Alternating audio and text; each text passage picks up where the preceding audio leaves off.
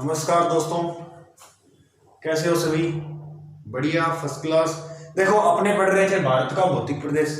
आज मैं बात करूंगा भारत के भौतिक प्रदेश के भाग नंबर 3 की। अपनों ने क्या क्या पढ़ लिया सर? मैं पढ़ लियो। एक तो उत्तर का विशाल मैदान। नंबर 2 पे हमने पढ़ लिया प्रायद्वीपीय भारत। अब बच्चों के मैसेज आ रहे हैं, गुरुजी राजस्थान की जियोग्राफी शुरू करो। हाँ मुना कर कद करांगा। पहला आप भौतिक प्रदेश कर लिया, फिर राजस्थान की जियोग्राफी कर लिया। कोई दिक्कत वाली बात नहीं, नो टेंशन। मैं हूं, टेंशन फ्री रहो। अब देखो, नंबर 1 पे उत्तर के विशाल मैदान पढ़ लिया, प्रायद्वीपीय भारत पढ़ लिया। आज आप पढ़ा नंबर 3 और 3 नंबर जो भौतिक प्रदेश है, तय से 3, तय से तटीय प्रदेश। अब गुरुजी तटीय प्रदेश किसा हुआ है ये और बता दूं। देखो मुना, जहां भारत के, देखो जैसे ये अपना भारत है, ये यहां से ले रहा हूं, तटीय प्रदेश ले रहा हूं। समझ रहे हो ना बात को? ये देखो, और दक्षिणी भारत है।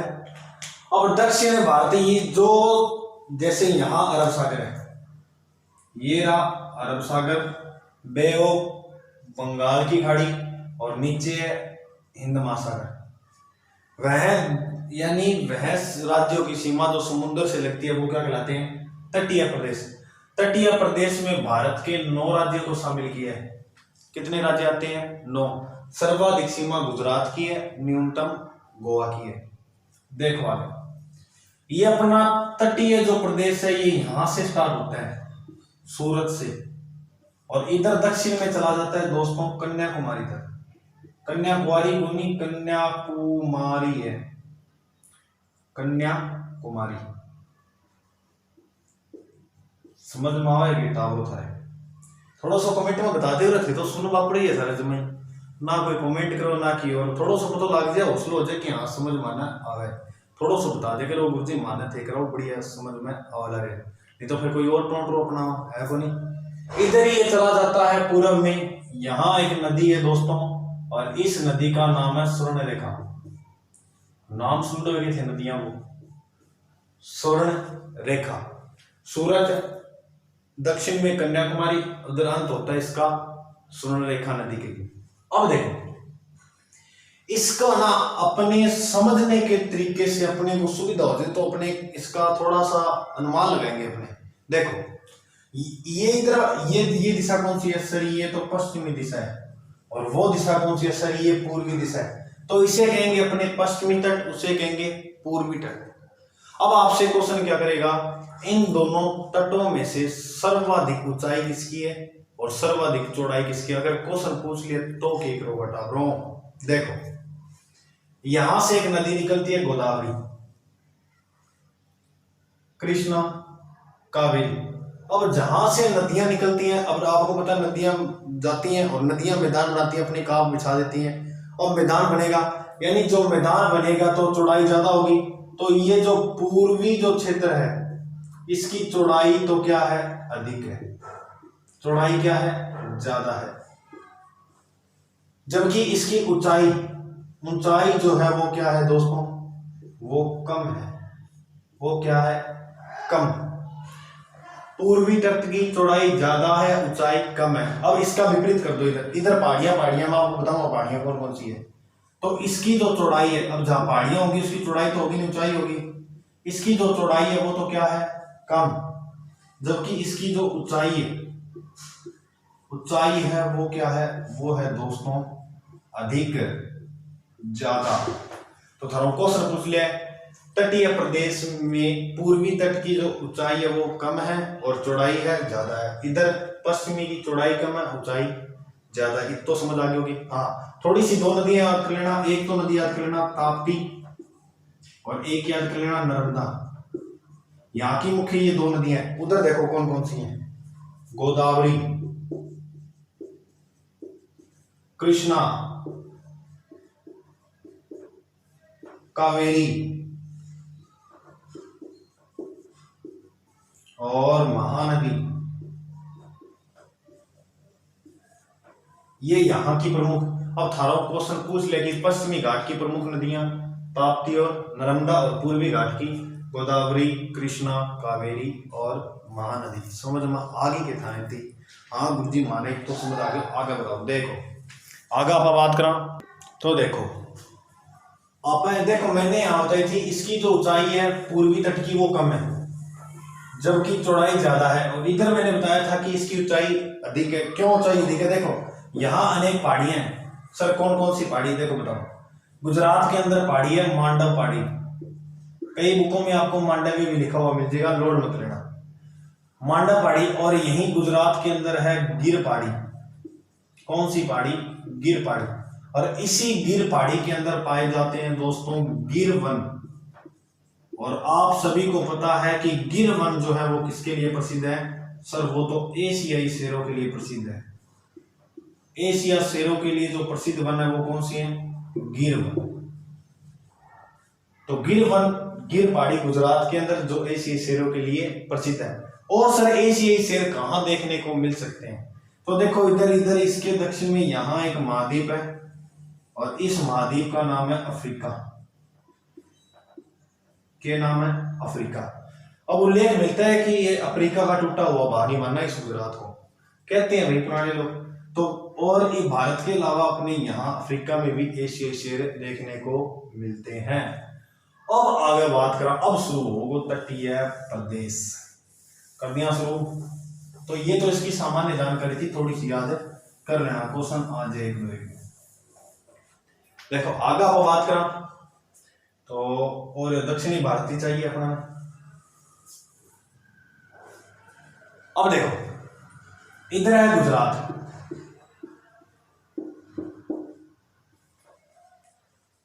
इधर है गोवा, इधर है कर्नाटक और नीचे है केरल। कर्नाटक में एक स्थान याद कर लेना मैंगलोर। बेंगलोर याद नहीं करना, मंगलोर याद करना है। मंगलोर, ठीक है। ज्यादा डीप पूछ ले तब लिख रहा हूं। गुजरात व गोवा के मध्य अगर जो आपसे पूछ ले कि कौन सा तट है तो उस तट का नाम है कोंकण तट। कोंकण तट। गुजरात गोवा के मध्य कौन सा तट है? कोंकण तट। गोवा व कर्नाटक के मध्य कौन सा तट है? तो वो है कर्नाटक तट। क्योंकि कर्नाटक का क्षेत्र आ गया ना, इसका नाम क्या हो गया? कर्नाटक तट। बहुत ही महत्वपूर्ण। कर्नाटक और केरल के मध्य जो तट है उस तट का नाम है मालाबार तट। बहुत ही महत्वपूर्ण है। मालाबार तट किन राज्यों के मध्य? कर्नाटक और केरल के मध्य। ये जो मालाबार तट है यहीं इस्लाम का प्रथम आगमन हुआ था। इस्लाम धर्म का भारत में जो प्रथम आगमन हुआ वो किस तट से हुआ? वो मालाबार तट से हुआ था। इधर कौन सा तट है सर? इधर अपने है कोरोमंडल, कोरोमंडल तट। और अंत में ऊपर है उत्तरी सरकार तट। उत्तरी सरकार तट। एक आंध्र प्रदेश में भी याद कर लेना हो तो उत्कल तट। उत्कल तट। तो ये प्रमुख तट याद कर लें।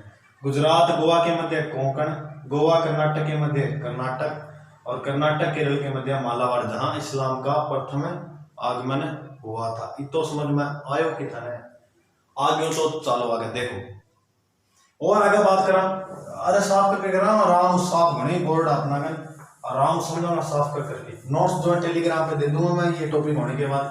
टेलीग्राम चैनल गुरुजी के नाम है, टेलीग्राम चैनल है आपनो जीके बाय अजय सर, ठीक है के।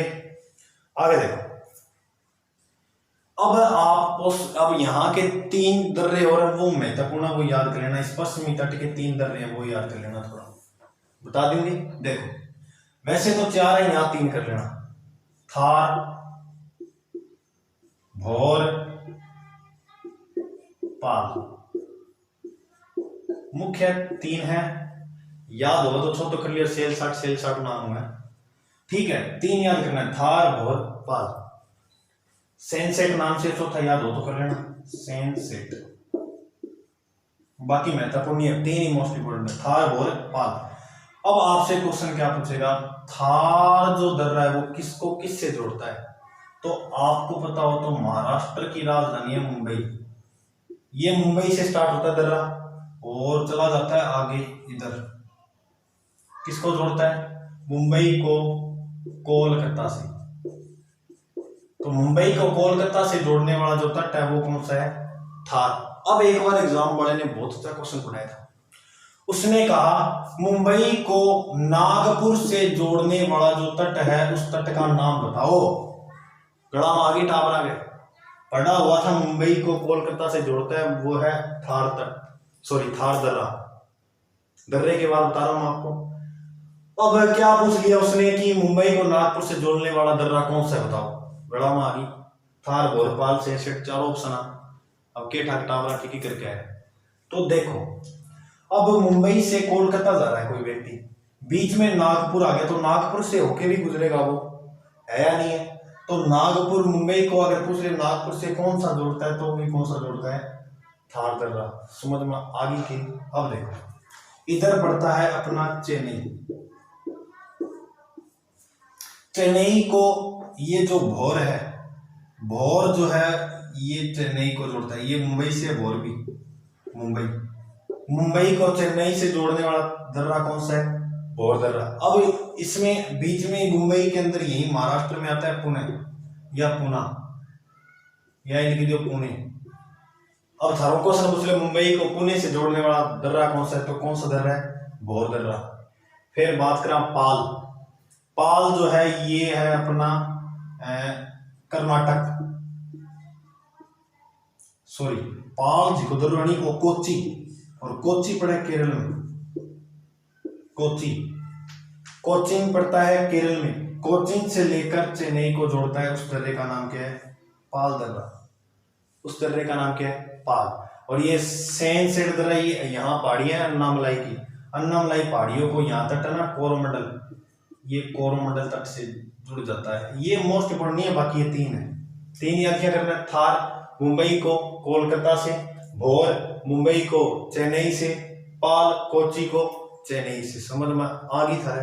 थार भोर पाल क्रम भी याद रखना, थार भोर पाल, थार भोर पाल। ठीक है, आगे देखो। अब आप कहोगे कि सर कोई ऐसा भी स्थान है क्या जहां ये पश्चिमी और पूर्वी तट मिलते हैं? हाँ भाई है ना, बहुत सुनो क्वेश्चन पूछे तुम, फिर हम तो ज्ञान भरो पड़े रहे हैं, मिलना चाहूं तेरा।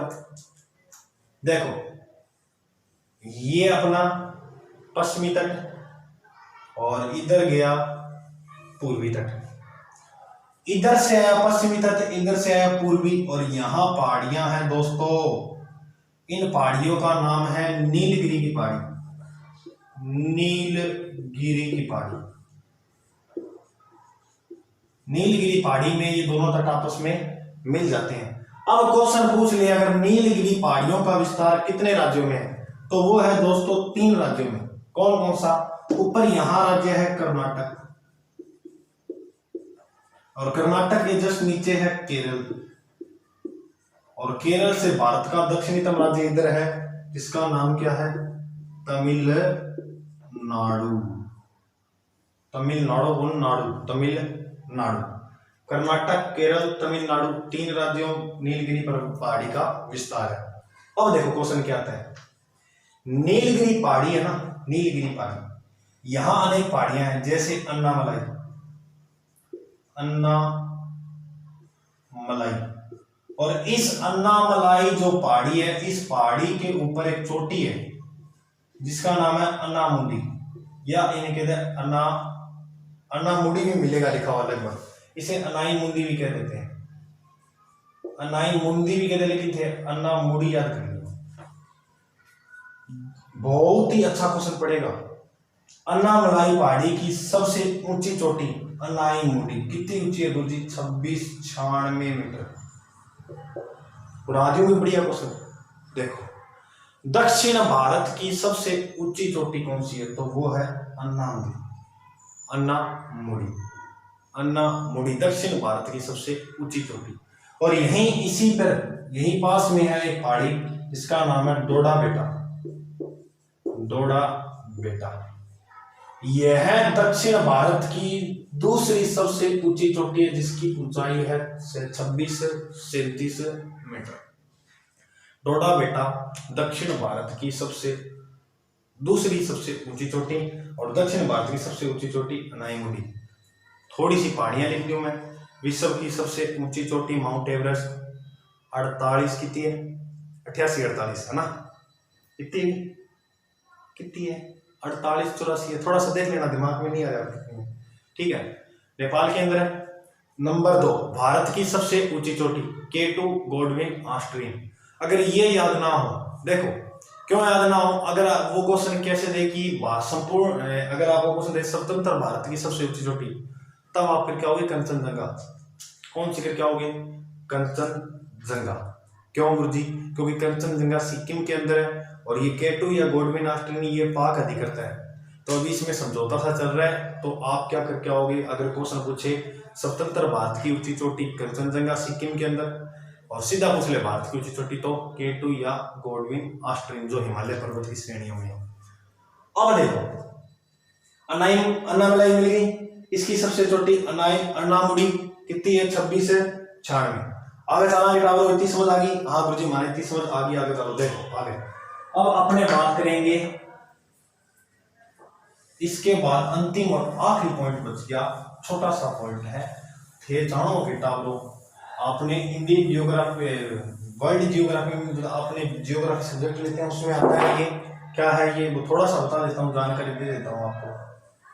ये इसी तट की आवश्यकता सालों ज्यादा बात है, ये तट की पिल्ला कौन इतनी बात है, बस इसकी चौड़ाई वगैरह वो याद कर लेना, ज्यादा है ऊंचाई कम है और ज्यादा वो है नहीं। देखो यहाँ एक राज्य है छोटा सा भारत का जिसका नाम है गोवा। सारा जानो घूमे डाओगे, तो देखो कभी मौका मिले तो गोवा घूम के जरूर आना, कि ले जियो सारे पकड़ के, है कौन, बहुत अच्छी सिटी। इस गोवा को 2 भागों में, यानी गोवा से निकलता है 16 नॉर्थ, कौन सा 16 नॉर्थ, और 16 नॉर्थ ही सह्याद्री, इसी 16 नॉर्थ सह्याद्री को 2 भागों में बांटता है। एक का ऊपर वाले का नाम हो गया उत्तरी सह्याद्री और नीचे वाले का हो गया दक्षिणी सह्याद्री। 16 नॉर्थ सह्याद्री को 2 भागों में बांटता है, उत्तरी सह्याद्री दक्षिणी सह्याद्री। क्वेश्चन 2 ही पूछेगा, जबरदस्त है, कि उत्तरी सह्याद्री की सबसे ऊंची चोटी बताओ और दक्षिणी सह्याद्री की सबसे ऊंची चोटी बताओ। उत्तरी सह्याद्री की जो सबसे ऊंची चोटी है उस चोटी का नाम है कालसुबाई। गुरुजी ये तो के मेड़वा का नाम लिख दिया, मेड़वा को नहीं है, चोटी है कालसुबाई चोटी। कितनी ऊंचाई है, लगभग 1646 मीटर है टावरों। और यही दूसरी सबसे ऊंची पूछ लिया आपसे कि उत्तरी सह्याद्री की दूसरी सबसे ऊंची चोटी कौन सी है, तो उसका नाम है महाबलेश्वर।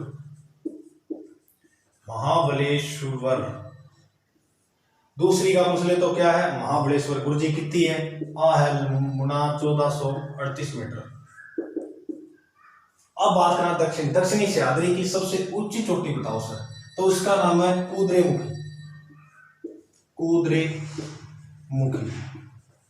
गुरुजी कितनी ऊंची है, लगभग मुन्ना 1892 मीटर ऊंची है। कुद्रेमुखी लगभग कितनी ऊंची है, 1892। तो गुरुजी इसकी दूसरी पूछ सकता है महाबलेश्वर, तो इसकी भी दूसरी ऊंची पूछ सकता है, हाँ जरूर पूछ के तो याद रखना, पुष्पगिरी दक्षिणी सह्याद्री की सबसे ऊंची चोटी है। समझ में आयोगे, ठीक है, कोई दिक्कत को नहीं, ना समझ आए तो एक बार और रिपीट करके दे लो, आज जाओ समझ। ये तो हार्ड को नहीं, बिल्कुल आसान सा तो है कौन। अब थोड़ा सा एक चीज याद करिए मुना, कि जो उत्तरी सह्याद्री है ये बेसाल्ट चट्टानों से बना है। किससे बना है, बेसाल्ट चट्टानों से। आगे के अब समझता है बात, बताओ। कालसुबाई उत्तरी सह्याद्री की सबसे ऊंची चोटी, दक्षिणी सह्याद्री से दक्षिण कुद्रेमुखी 1492 मीटर। तो ओ हो तटीय प्रदेश। काल लेके आओ द्वीप समूह है, तो तैयार रहियो और सारे नोट्स बनाओ तो ठीक है, वरना मैं नोट्स दे दूंगा, समझ ले करो, उतार लिया करो, उतारने से याद हो जाएगा, ठीक है। जय हिंद, टाटा, बाय, मिलते हैं कल।